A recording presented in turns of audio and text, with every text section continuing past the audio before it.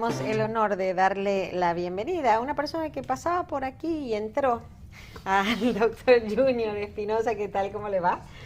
Buen día, Marcela. Te pasaba a decir, Michelle. digo, déjenme no, porque yo sé que nuestro próximo invitado, nuestro invitado del día de hoy, es alguien que realmente necesita refuerzo. no solamente necesita refuerzo, sino que a él le interesa tanto ese tema que dijo, yo no los puedo dejar solos el día de hoy. Y estoy hablando del doctor Wilson Gómez Ramírez, del magistrado Gómez Ramírez, juez del Tribunal Constitucional y también vicepresidente del Instituto Duarteano. La bienvenida para usted. Muchas gracias, es un honor estar aquí con ustedes. Bienvenido, magistrado. Muchas gracias. Yo creo que podemos iniciar primero hablando un poquito sobre el Tribunal Constitucional. ¿Por qué usted no nos habla un poco de la función de este tribunal y de cómo ha sido el desempeño durante los primeros años de creado del mismo?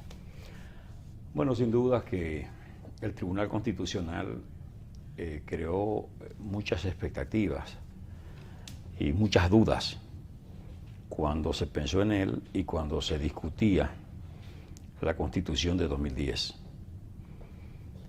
Se previó inclusive que pudieran producirse confrontaciones directas entre órganos judiciales, Tribunal Constitucional, Poder Judicial. Mucha gente no alcanzó a ver la dimensión ni la importancia de este instrumento. La verdad es que 3 años después llegamos todos a la conclusión de que era necesario y uno mismo no se explica por qué no se concibió antes. Sobre todo porque los conflictos de competencia, por ejemplo, entre órganos de la administración, el control preventivo de los tratados internacionales, o sea, establecer previamente la constitucionalidad o no de un acuerdo entre países, entre naciones, entre estados. El darle vida al texto constitucional, porque estaba todo esbozado, pero no había un órgano que tuviera la especialidad y la exclusividad de abordar lo relativo a la constitucionalidad directa.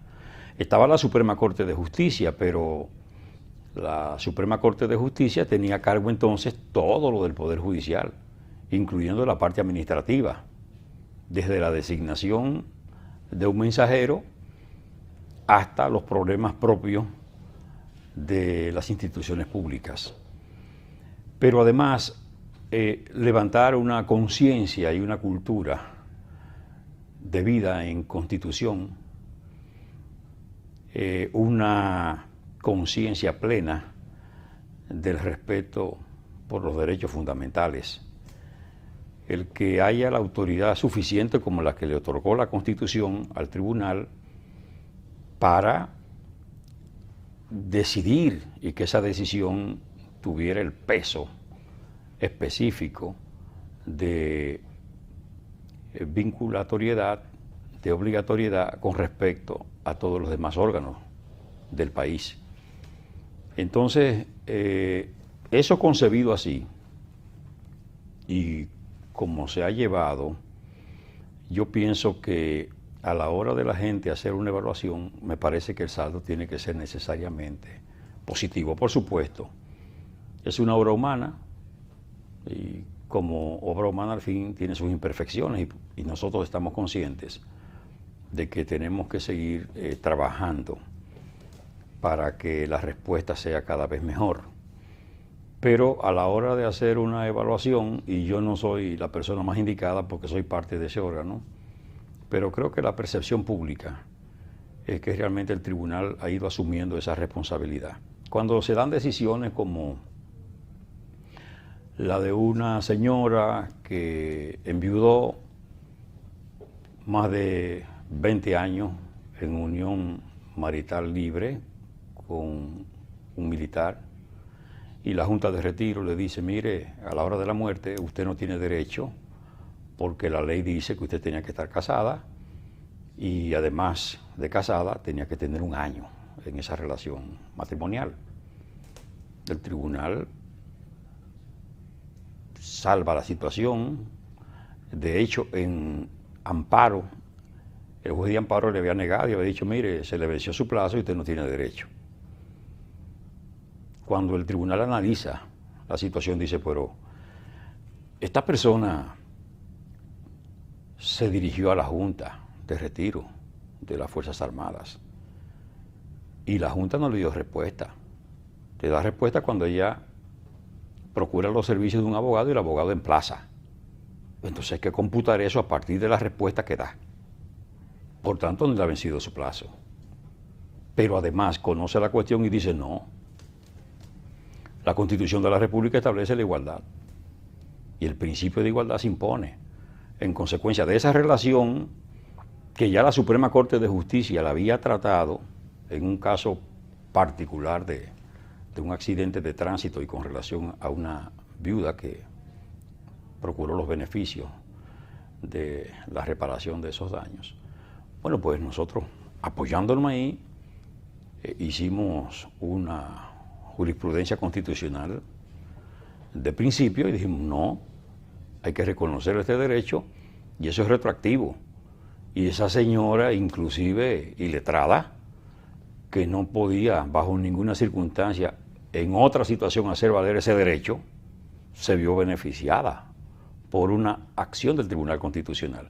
Eso simplemente para decir que desde lo simple a lo complejo, y ya ustedes conocen la situación de la ley, de la sentencia 168-13, que generó disposiciones legales como la 169, por ejemplo, y de algún modo puso al país en condiciones de ejercer su derecho de soberanía, asumir la responsabilidad que uno siempre espera que la autoridad la asuma con toda su fuerza, con la energía necesaria, porque nosotros cumplimos con un deber, o sea, eso había que regularlo. Y era una situación que se mantenía ahí, se le dejaba el tiempo, se fue agravando hasta llegar al extremo donde hemos llegado. Entonces, ¿qué aspira uno? Bueno, que esa decisión, que su contenido, que su propósito materialice y se cumpla, y que las cosas se vean en la dimensión en que tienen que verse, de modo y manera que el Tribunal Constitucional, desde cosas simples, aparentemente simples, pero tan trascendentes para un ciudadano como la vida misma, hasta las cuestiones complejas que involucran al Estado y a su seguridad, pues se ventila de alguna manera en el ámbito del Tribunal Constitucional. Doctor, entonces ¿usted cree que en la comunidad jurídica, política, empresarial y social de la República Dominicana ya hay conciencia de la importancia que representa el Tribunal Constitucional como garante de derechos fundamentales? Yo pienso que sí, y cada día se incrementa el número de acciones directas, de constitucionalidad, las revisiones de decisiones judiciales de carácter definitivo, porque esa es otra. Todo terminaba en el Poder Judicial, en el ámbito de la Suprema Corte de Justicia, y ahí la sentencia adquiría, en los términos más categóricos, la autoridad de la cosa irrevocablemente juzgada. No había dónde ir fuera del Poder Judicial. Con el Tribunal Constitucional se sabe muy bien que las decisiones de la Suprema Corte de Justicia son objeto de revisión ante el Tribunal Constitucional, sobre todo para establecer si ha habido violación o no a un derecho fundamental. Y ese es un abono a favor de la seguridad jurídica. Entonces, de la misma manera que se han incrementado las acciones de amparo y las revisiones de las decisiones de amparo en el Tribunal Constitucional, porque recuerden que conocen los jueces de primera instancia del amparo. del país y los tribunales especializados. Y sobre todo la jurisdicción contencioso administrativa. Ahora, las revisiones de todo el país de esas decisiones de amparo está a cargo del Tribunal Constitucional, que es una especie de apelación, de manera que la gente piensa en el Constitucional en el momento en que ve vulnerados sus derechos. Y nos damos cuenta que ha llegado porque son muchas las actuaciones que provienen de los campos del país, del interior del país, de municipios, de distritos municipales. O sea, hubo un conflicto, por ejemplo, con las salinas de Barahona, ¿verdad?, de Puerto Alejandro, en una controversia entre municipios. El municipio de Barahona, cabecera de provincia, y el municipio de Jaquimelles. Jaquimelles dijo, bueno, esto está dentro del marco territorial nuestro. Por tanto, el procesamiento de la sal, los equipos y lo que está aquí nos corresponde. Y efectivamente, el Tribunal Constitucional conoció el asunto y le otorgó razón al municipio de Jaquimelles y le otorgó los derechos para la explotación de aquella empresa. Lo que significa que la gente ha ido apreciando, y yo creo que sí, ya respondiendo frontalmente la pregunta, yo creo que sí, que en sentido general se aprecia el rol del Tribunal Constitucional. Yo tengo dos interrogantes más para cerrar el tema del Tribunal Constitucional. El primero es, doctor, ¿tiene el propio Tribunal Constitucional la conciencia del rol que juega para el establecimiento de un Estado social, democrático y de derecho, tomando en cuenta que esta definición implica necesariamente garantizar los derechos de la ciudadanía en todos los órdenes? Mire, yo pienso que sí, yo pienso que los jueces, el Pleno, está muy consciente de su rol y sabe la gravedad de la responsabilidad que entraña ocupar una función de esa naturaleza. Si usted ve que se incorporó a la vida dominicana ese instrumento con los poderes que se revelan que tiene y no ha habido un desafuero, ya casi a 4 años de funcionamiento del tribunal, es porque evidentemente hay una conciencia plena del papel, del rol, de la preservación de la vida institucional, ¿verdad? O sea, ese Estado social y democrático de derecho, que es una concepción amplia de lo que es, de lo que significa y lo que es la realización de la vida democrática, la materialización de los derechos fundamentales, la defensa de ese orden que es referido al orden constitucional. O sea, es amplio y es comprometedor. Y por eso le digo que construimos, muy conscientemente construimos,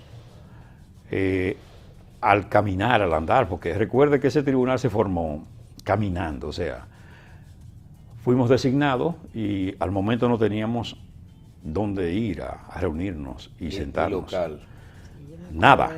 Y nosotros caminando, hemos ido formando y conformando aquello, dándole su perfil y particularmente sentando las bases, muy conscientes nosotros, muy conscientes de que efectivamente nosotros tenemos que trabajar hacia futuro y que en poco tiempo no seremos nosotros los que estemos ahí, sino que vendrán otros dominicanos a asumir esa función y por tanto tenemos que dejar una estructura, una base tan fuerte institucionalmente que opere en la dirección en que está operando sin que haya ningún tipo de trauma ni cambios radicales que pudieran arriesgar la tranquilidad, la vida armónica, ¿verdad? Y de alguna manera el desarrollo institucional del país.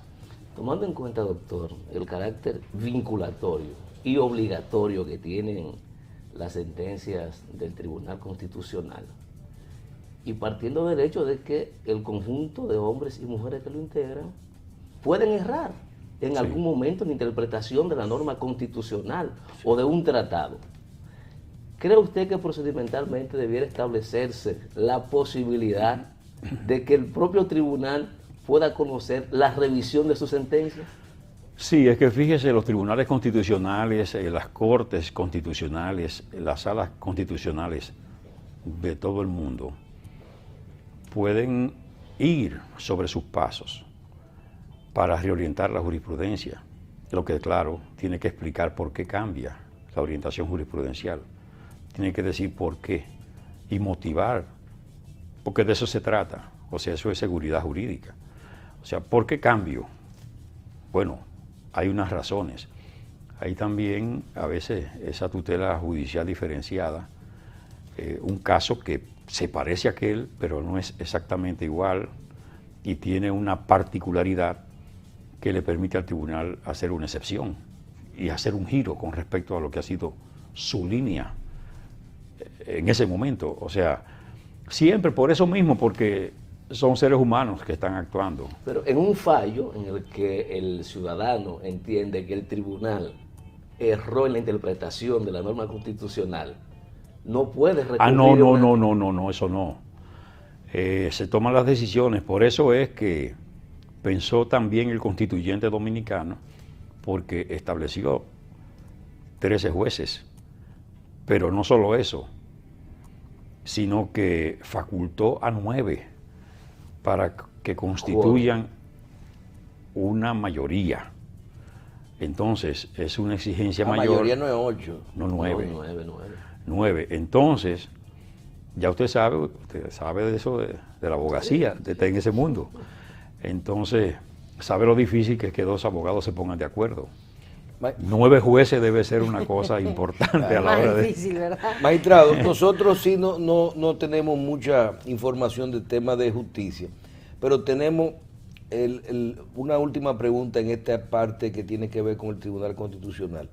Primero, usted habla de que casos tan sencillos y tan fácil de uno decir que son lógicos, como el de la señora que usted mencionaba, que vivía en unión libre con alguien que tenía su derecho adquirido y por la misma Constitución, si uno lo ve. Casos como este, que se crean a raíz de una nueva Constitución, que en donde se puede decir que hay una nueva jurisprudencia. O sea, caso como este, ya esta sentencia establece que los derechos de todas las personas de ahí en adelante, en esta misma situación, adquieren sus derechos y ahí mismo le pregunto también, no se ha creado con el Tribunal Constitucional otra instancia más y otro proceso más que, aunque te da la posibilidad de en algunos asuntos, sobre todo que haya temas de derechos fundamentales y constitucionales, de tener un recurso adicional, pero de que los procesos se alarguen, o sea, todavía poder, como de que los procesos nunca terminen? Sí, entiendo su preocupación. Y realmente en su momento nosotros nos planteamos la situación, bueno, es un asunto que lo establece la Constitución, pero no hay duda de que el esfuerzo vale la pena. O sea, hay muchos casos de injusticia que no se podían resolver porque una decisión definitiva del Poder Judicial impedía que se pudiera ventilar un caso donde la persona no pudo ejercer sus derechos de defensa, por ejemplo, y no se defendió y por tanto ese derecho fundamental quedó comprometido. Nosotros procuramos darle el sentido que tiene la instauración del tribunal. O sea, no podemos bajo ninguna circunstancia entender que esta es una cuarta instancia, ¿verdad?, que comprometa más aún todavía la suerte de la gente que está procurando justicia. Nosotros sabemos que el justiciable tiene que recibir respuesta en el menor tiempo posible. Entonces, esos casos se hacen los esfuerzos por hacer una revisión pronta en lo posible.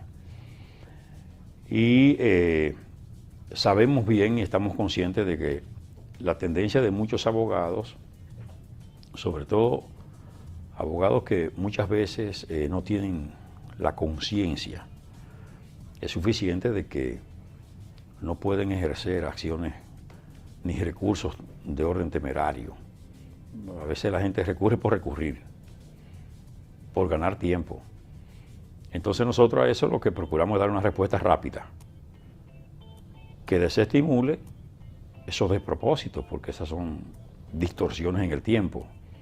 Si uno permite que eso de alguna manera se anide. El propósito es ese, o sea, si bien hacer revisiones para devolverle un derecho conculcado a un ciudadano, también proteger de alguna manera a las personas que han librado batallas en la justicia, que han estado durante años agotando todas las instancias y que ya el Tribunal Constitucional no puede agravar su suerte, sino que por lo contrario debe dar una respuesta. Es rápida y en esos casos se declara la inadmisibilidad.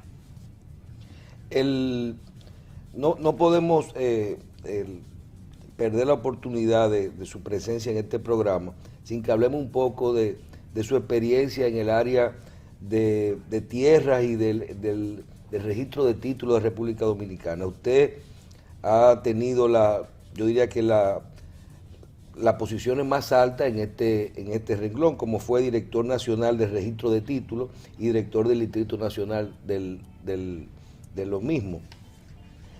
Magistrado, ¿por qué en República Dominicana todavía en este siglo nosotros tenemos es tan tedioso el proceso de obtener un título definitivo, deslindado? ¿Qué ocurre en nuestro sistema desde su punto de vista? Sí, fíjese, realmente hay un desconocimiento general en lo que respecta a la naturaleza del sistema registral dominicano, que de paso debo decir que es el mejor sistema y es un lujo que tiene el país. O sea, de esa cosa mala que fue la intervención norteamericana de 1916 a 1924, como todas las intervenciones, de las pocas cosas buenas que quedaron fue precisamente el sistema de registro de la propiedad. Fíjese que la persona que tiene un certificado de título tiene un derecho caracterizado, y este es de los pocos países donde hay una gran seguridad jurídica, contrario a lo que se dice por ahí, que mucha gente por desconocimiento y por ligereza cuestiona severamente el sistema. El sistema dominicano es el único sistema en América Latina que concentra órganos que están alrededor del certificado de título de propiedad, registro de títulos, tribunales especializados, ministerio público especializado que asume el nombre de abogado del Estado, una dirección técnica que es la Dirección General de Mensuras Catastrales, un órgano estable. Aquí cualquier ciudadano le pone a su casa el letrero "se vende", sin mayores riesgos. Lo que no ocurre en muchos países de América Latina, de Sudamérica y de Centroamérica, donde las personas al contrario ponen letreros diciendo que su casa no está en venta, que no se está arrendando, que no está en permuta, que no está haciendo ningún tipo de negociación. Porque otro la puede estar haciendo. Por los niveles de inseguridad. El sistema nuestro es un sistema tutelado por el Estado. El ciudadano nunca tiene su original en manos, tiene un duplicado. El Estado tiene la concentración del original. Lo cuida, lo guarda, lo garantiza. Por supuesto, incorporar el inmueble al sistema, o sea, cuando el inmueble no tiene título y nunca lo ha tenido, está inseguro, con ese inmueble nadie negocia. Aunque tiene la vocación de ir a conservaduría de hipotecas, que es un registro tipo francés que ha coexistido siempre, pero es de débil eficacia. La gente no va a negociar con ese tipo de sistema. prefiere que incorporarse al sistema Torrens, que es el que tenemos nosotros, que es el que otorga el certificado de título, y que antes de que el inmueble ingrese al registro, tiene que ser objeto de una depuración a través de un proceso que se llama saneamiento. Sanear es depurar, limpiar. Se limpia ese derecho e ingresa al sistema. Después que se hace la inmatriculación o primer registro, que se le da a la primera persona el certificado de título con respecto a ese inmueble que se incorporó, a partir de ahí entonces el registro de título tiene que seguir una línea escrupulosa de cuidado, porque es un registro constitutivo de derecho y de una fuerte eficacia. O sea, no se constituye el derecho por el acto de notario, sino se constituye cuando se lleva a registro y se inscribe. Nace en el documento notarial una expectativa, un derecho que, si bien es cierto que es fuerte entre las partes que han negociado, no así frente a los terceros. Entonces hay que llevarlo a registro para que sea oponible a todo el mundo y todo el mundo se sienta comprometido a respetar el derecho. Entonces, así concebidas las cosas, el sistema ofrece esa seguridad.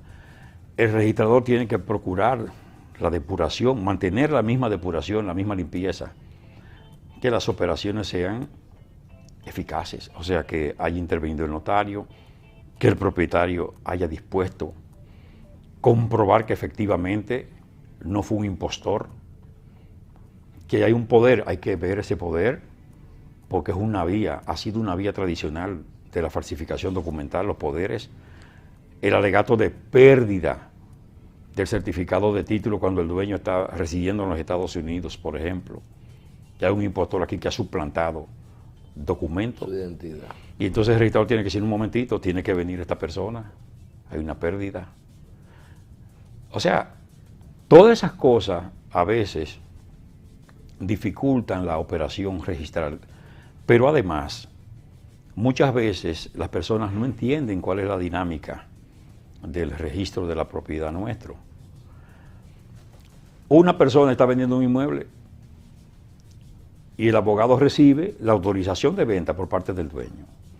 Pero ese abogado nunca ha procurado tener en sus manos el duplicado de dueño para hacer la comprobación de que no hay un error, de que eso está bien, pero menos todavía, es verdad, ha tomado la providencia de ir al registro y decir, bueno, yo quiero una certificación, no estoy vendiendo, no tengo todavía el comprador, pero quiero tener una certificación para ver si ver el estatus. El estado jurídico, ¿verdad? Acreditar el estado jurídico y ver si no hay un problema. Eso se guarda. ¿Y cuándo aparece el problema? Cuando aparece el comprador, que ya hay urgencia, que hay una complicación, y entonces ahí comienza la presión contra el registro, porque esa persona se va la semana que viene. Y yo tuve 3 años, 4 años, que es el promedio de venta de un inmueble, con eso guardado ahí, sin ninguna investigación, pero además la certificación que te permite, facilidad. ¿Por qué? Bueno, porque si yo tengo una certificación que la conseguí hace un año, ya el registro tiene la información actualizada y nada más tiene que investigar un año. Pero si el certificado de título es del año 81, hay que investigar desde el año 81 hasta 2015. Pero magistrado, ¿y usted no cree que, sobre todo después de que para muchísimas operaciones en la República Dominicana se ha establecido la obligatoriedad de algo bueno, de que las propiedades estén deslindadas, Sí. y el mismo tema de los traspasos que son los que permiten las hipotecas y este tipo de cosas? Aquí nadie creo que cuestiona el proceso del registro de título a nivel de seguridad jurídica, sino el tiempo y la cantidad de documentos que genera estos procesos hacen que a veces las operaciones sean imposibles de realizar. Inclusive detienen muchas veces la posibilidad del desarrollo de las construcciones. Aquí hay empresas que quieren construir y te dicen, espérate que un deslinde para tú poder trabajar te toma 2 años. Y un traspaso de una propiedad a otra, ya después que está deslindado a una persona a otra, te toma 60 días si tú tienes los 29 documentos que se solicitan. 29 documentos tú tienes que buscar para lograr esto. O sea, nosotros tenemos este tipo de cosas hoy. Sí, pero fíjese lo siguiente. Hay que, asimismo, hablando de deslindar los campos.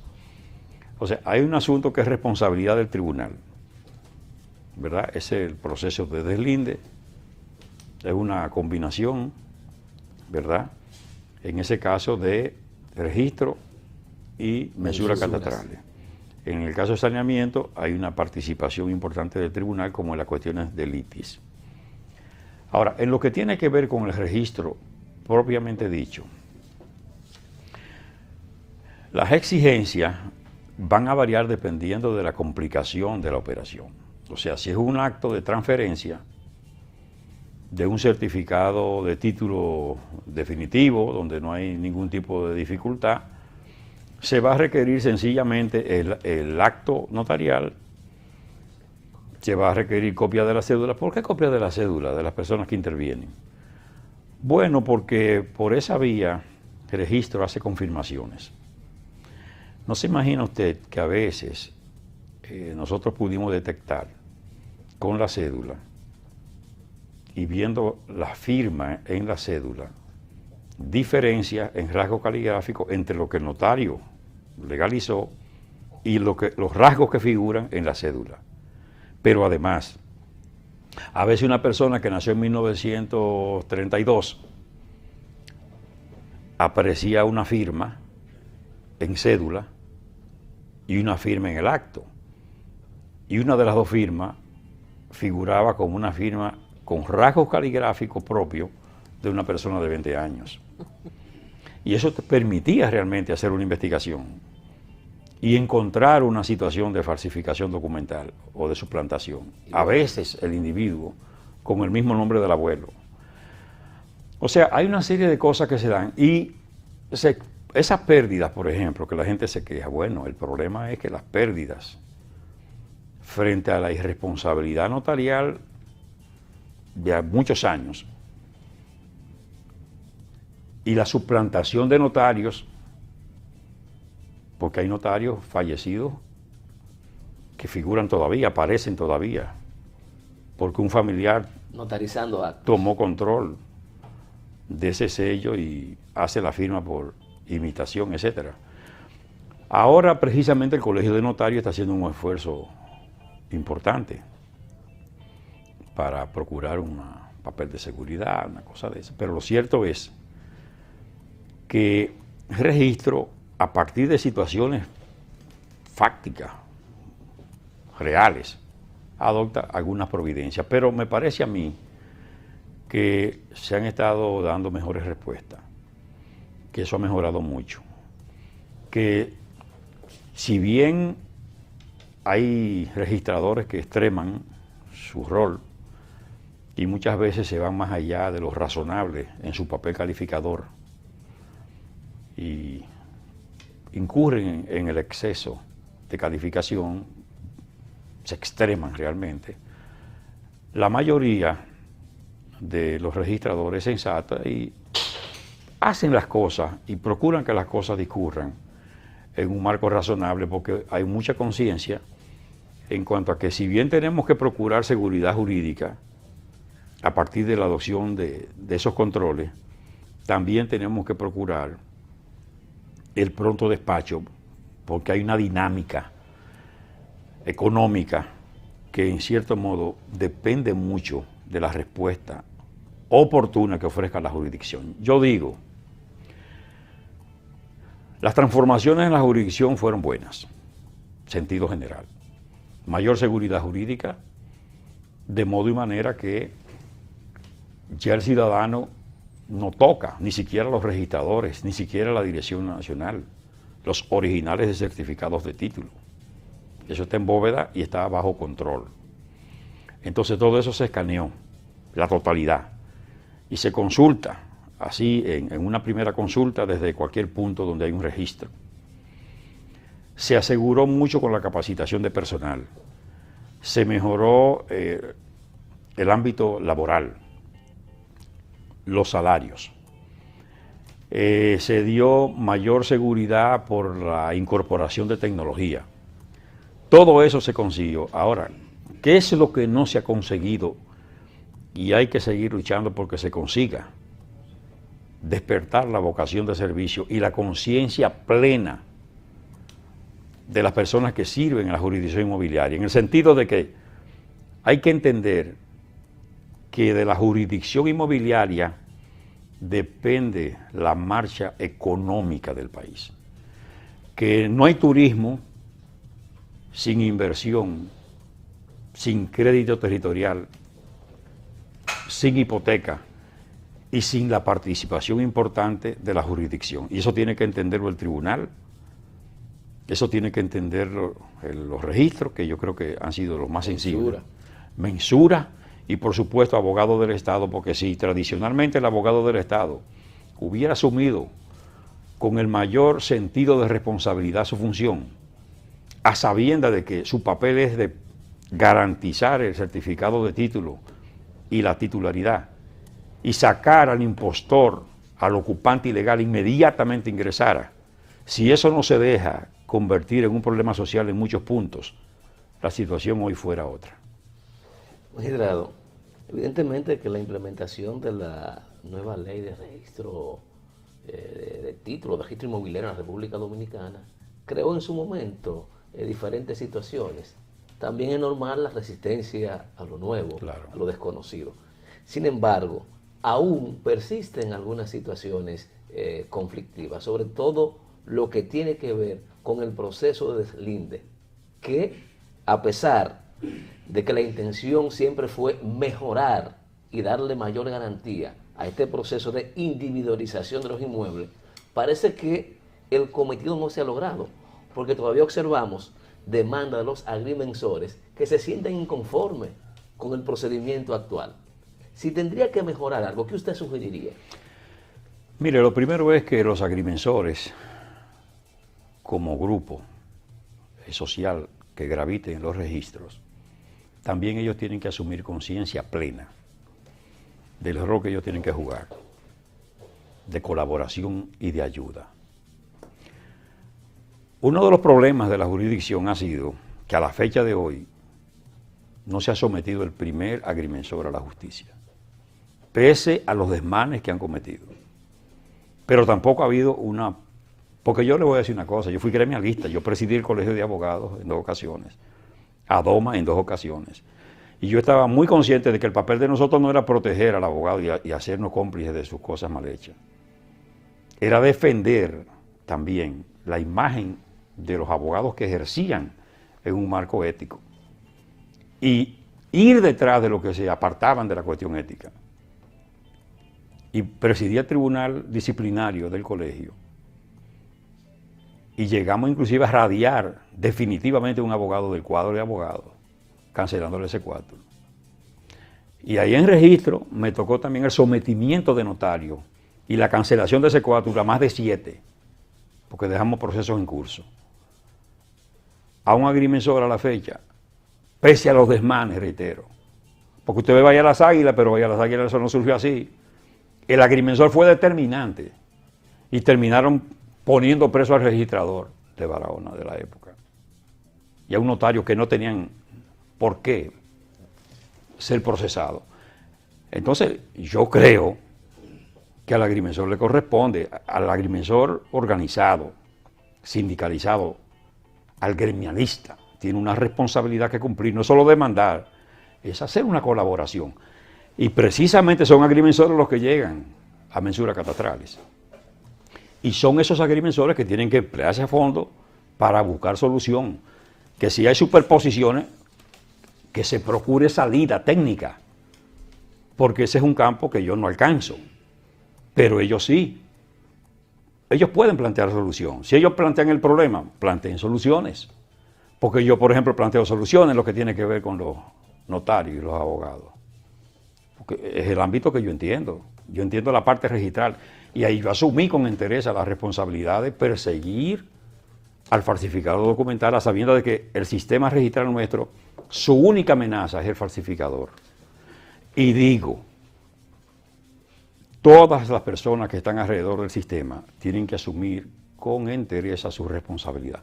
Porque si bien es cierto que los agrimensores no han sido objeto de procesos que han debido ser perseguidos y por una irresponsabilidad de quienes han manejado el sistema y los ámbitos de competencia para hacer las persecuciones, porque hasta la reglamentación establece que hay que instituir un instrumento disciplinario y además se establece claramente que tan pronto el agrimensor es juramentado para hacer actuaciones en la jurisdicción, alcanza la categoría de oficial público.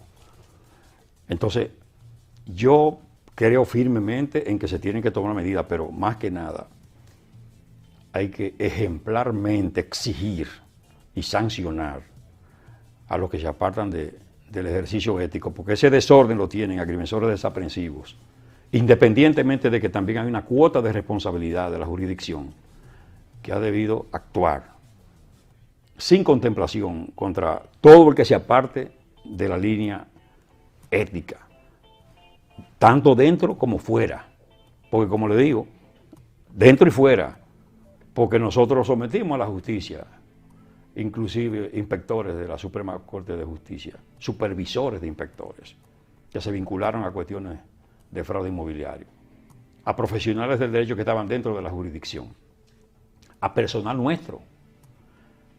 Pero yo lo que digo es, en el país, si uno no asume, porque es un problema, yo creo que es preocupante, el marco en que la gente se desenvuelve, sobre todo cuando afloran niveles importantes y se dejan ver niveles importantes de irresponsabilidad. Yo creo mucho en que si se sanciona ejemplarmente, si hay una vigilancia y una fiscalización. ¿El régimen de consecuencias? Claro, claro, porque le estoy diciendo, si históricamente no se conoce un caso de sanción, con los que originan la cuestión. Entonces la gente va a seguir haciéndolo. Pero claro que sí, porque usted sabe que lo que más entusiasma a la delincuencia, a la corrupción, a la criminalidad, es la impunidad. O sea, la impunidad es un llamado a que se continúen haciendo las cosas. Magistrado, gracias. Tenemos, la verdad que se nos quedan muchos temas de la parte inmobiliaria y también queremos aprovechar y felicitarlo por la parte que tiene que ver. Usted es el vicepresidente del Instituto Duartiano, ahí tenemos en pantalla alguno del material que tanta falta nos hace en este momento, magistrado, ¿verdad? Así es. Tenemos, magistrado nos dijo ya que nuestra bandera está, nuestro escudo está incorrecto y vamos a seguir poniendo los escudos y vamos a llamar mucho a Duarte ahora, ¿verdad? Claro. Lo necesitamos, magistrado. Hoy como nunca, el pensamiento de Duarte es un pensamiento con una vigencia increíble. Cuando Duarte dice, los enemigos de la patria, por consiguiente nuestros, están todos muy acordes en estas ideas. Destruir la nacionalidad, aunque para ello sea preciso, aniquilar a la nación entera. Cuando dijo eso, realmente fue un visionario, pero yo no creo que él jamás pensara que a tantos años iba a tener este pensamiento, tanta vigencia y tanta utilidad práctica. Qué bien. Gracias, magistrado. Como se diría por ahí, no más palabras, magistrado. Muchísimas gracias al doctor Wilson Gómez Ramírez, juez del Tribunal Constitucional y vicepresidente, como dijimos recién, del Instituto Duartiano, que queda pendiente que venga a hablarnos del instituto en otra oportunidad. Será un honor para nosotros. Gracias. Hacemos una pausa.